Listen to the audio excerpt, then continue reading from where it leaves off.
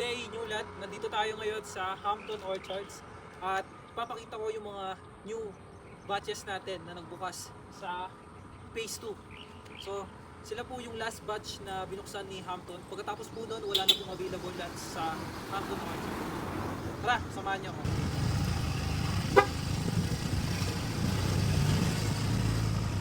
So, yung mga new batches po natin na nagbukas, yung last batch is nasa main road po sila. So ganito po kalawak yung main road natin. Nasa 15 meters, sobrang lawak po niyan.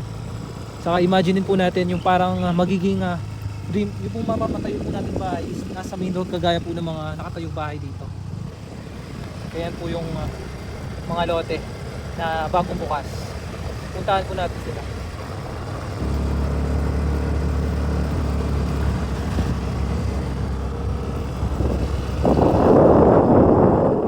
So guys, ito po yung clubhouse ng Phase 1. And yung pong mga bagong bukas sa Hampton is nasa ano lang, tabi niya lang po ito. Ayan.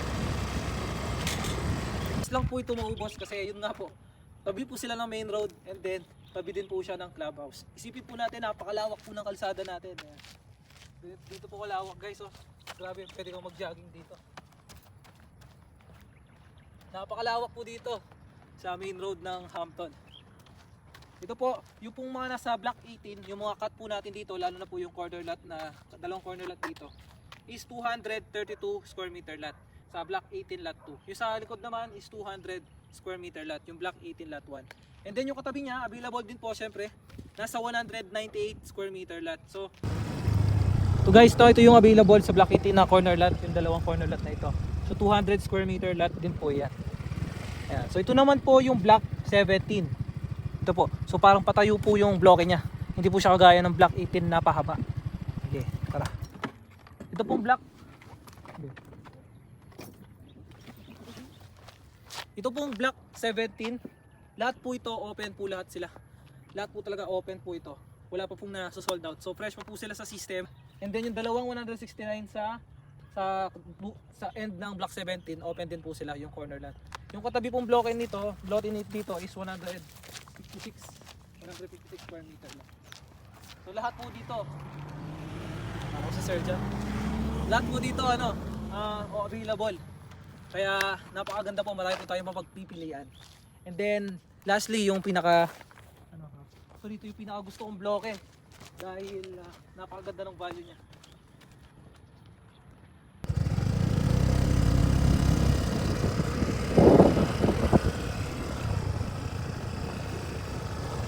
Ayan. Ayan.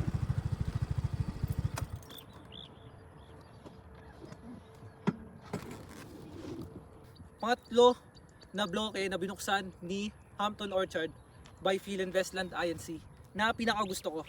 So ito yung block 16. So lahat po ng available dito, pero lahat po available dito. Labi, di nakatutok sa akin. Pero lang po yung corner lot dito sa dalawa na sold out na po sila. Ganun po siya kabilis na sold out. Pero may available pa pong isang corner lot do sa end ng block 16 sa afternoon time. Pero ito po yung side na to, gilabi. Ito pong mga tapat po ng main road. Dito po yung para sa akin pinakagusto kong mga available lots dito sa block 16 dahil po katapat po nila yung main road. Saka yung pong value nila is napakaganda. Attainable po talaga sila. So sa mga gusto po ng computation, message nyo lang po sa messenger ko. And dito po sa Phase 2, pwede na po tayo magpatayo ng bahay agad-agad kung gusto po natin kahit kailan. Dahil ready na po sila. So naka-ready na yung water line, naka-ready na po yung mga poste. And eto, naka-ready na yung mga lote natin. And then meron na rin po nagpapatayo. Ayan, nakita nyo. So this 2026, marami na po magpapatayo dyan. Isipin nyo na lang po yung bahay natin is nandito sa lote na to, which is available to.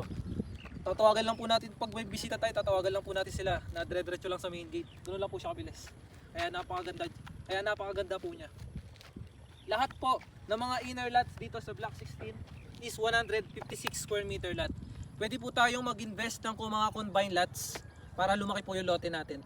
Para sa akin po, mas maganda po na makuha natin po itong mga tapat ng main road dahil morning sun din po siya. Pag po wala na itong mga to, wala na po mga magaganda. Ayan. Dahil yung mga nasa likod, mas ano po yun eh, mas ano sila eh, mas mataas yung value nila. Nandito rin po pala sa Block 16 yung apat na pinaka-affordable lot natin. Yung nasa likod ng Block 6. Ito ay lot 6, Block 16 lot 6. Yung nasa likod po nito, yung Block 16 lot 5. Isa po yun sa mga pinaka-affordable lot natin dito sa Hampton Orchard. Ayan guys, no? Tara, nakarin natin. And then, meron din nga pala itong amenities yung phase 2. Marami po ito. Meron po itong pocket parks. Meron din po itong mango orchard. So, ano, para po siyang farm ng mga mangoes. Tapos meron pong amenities sa loob. May mga picnic grounds, may mga playgrounds na pwede kang mag-jogging kahit ano, tuwing hapon o umaga. Napakaganda mag-jogging. Ayan guys. So yun po yung Hampton Orchards. Ito po yung Hampton Orchards. Located po ito sa Barangay Kalibutbut, San Fernando, Pampanga. Malapit po ito sa SM Telebastagan. Kung galing po tayong Manila, mag-ano po tayo, dadaan po tayo sa NLEX and then mag-exit po tayo sa Angeles exit sa Marquee Mall. And then i-waste lang po natin papuntang SM Telebastagan. Pag nasa SM Telebastagan lang po tayo, mabilis na lang po natin mapupuntahan yung Hampton Orchards. Nasa 7 minutes drive na lang. So mabilis lang po siya puntahan if galing po tayong Manila. Yung pong mga kinahuhumalingan ng mga investor dito and dahil marami po nag-i-invest, marami po siyang access papunta sa Clark, Pampanga. And katabi niya lang po yung Angeles City. Alam naman po natin yung Angeles City is napaka-developed na city dito sa Pampanga. Halos lahat po ng mga kailangan natin kagaya ng mga eskwelahan, hospital, ay po SM nandito na rin. Lahat po ng mga kailangan natin is nandito na sa Angeles City. Kaya yun po yung isa sa mga dahilan kaya ang daming investor dito sa Hampton Orchards. Tapos kung tatanong natin kung binabaha po dito, hindi po binabaha dito dahil yung Hampton is hill type po siya, pa hill type. Para po kasi yung Hampton, yung location ng Hampton, yung San Fernando, patatsulok po kasi yun. Yung Hampton po siya po yung nasa taas ng Tatsulok, yung location niya. Kaya lahat po ng tubig is babaksak lang po sa baba. Alright, hindi po, wala pong ano, kaya imposible pong bumaha dito sa Hampton Orchard. Nasa 72 meters above sea level po yung elevation niya, yung na-research ko. Ayan. So yun guys, yun po yung kabuuang ano natin, explanation natin and full review dito sa Hampton Orchard. And sige, ito na po yung computation niya. Sa mga gusto ng mga affordable lot.